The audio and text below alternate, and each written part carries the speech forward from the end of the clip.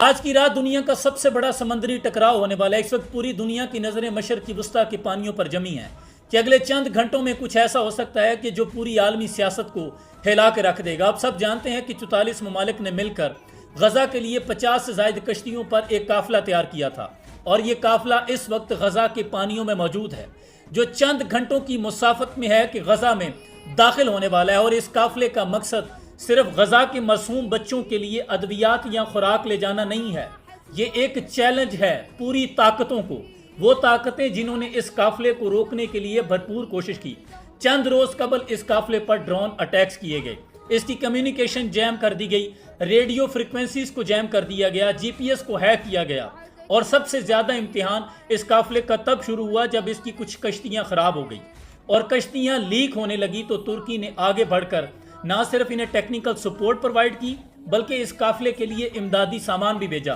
اور اسی دوران اسپین اور یونان بھی میدان میں آ گئے۔ اسپین نے اپنے جنگی جہاز اس قافلے کی حفاظت کے لیے روانہ کیے اور یونان نے سیف پیسج دینے کا اعلان کیا۔ اب یہ قافلہ چند گھنٹوں کی مسافت پر ہے، اور دوسری طرف اسرائیل نے یہ کھلا اعلان کر دیا ہے، بلکہ ایک ٹاسک فورس بھی بنا دی ہے بحری، جو کہ اس قافلے کو غزہ کی حدود میں داخل ہونے سے روکے گی، اور ان کا صرف یہی مقصد ہے کہ کسی بھی صورت یہ قافلہ غزہ میں داخل نہیں ہوگا۔ اب سوال یہ پیدا ہوتا ہے کہ کیا ترکی اور یورپی ممالک کے یہ جہاز اسرائیل کے مد مقابل ڈٹ جائیں گے، یا پھر دنیا ایک ایسے مارکے کی گواہ بنے گی جو پوری دنیا کی سیاست کو ہلا کے رکھ دے گا؟ کیونکہ یہ مارکا ہے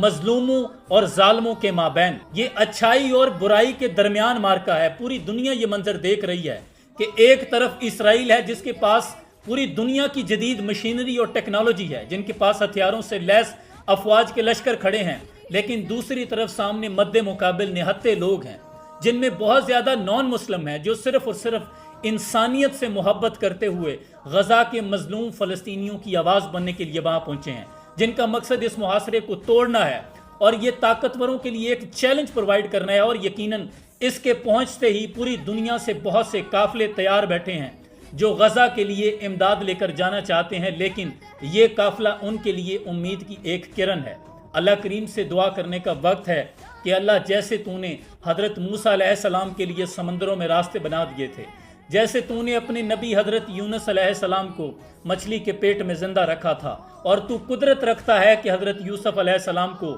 کنویں سے نکال کے مصر کے تخت پہ بٹھا سکتا ہے، اور تو طاقت رکھتا ہے کہ ابراہیم علیہ السلام کو نمرود کی آگ میں محفوظ رکھ سکتا ہے۔ میرے مالک، آج تو اس قافلے کی حفاظت فرما، کیونکہ یہ پوری دنیا کو ایک اچھائی کا پیغام دینے نکلے ہیں کہ مظلوموں کے حق میں نکلنا چاہیے، ظالموں کے خلاف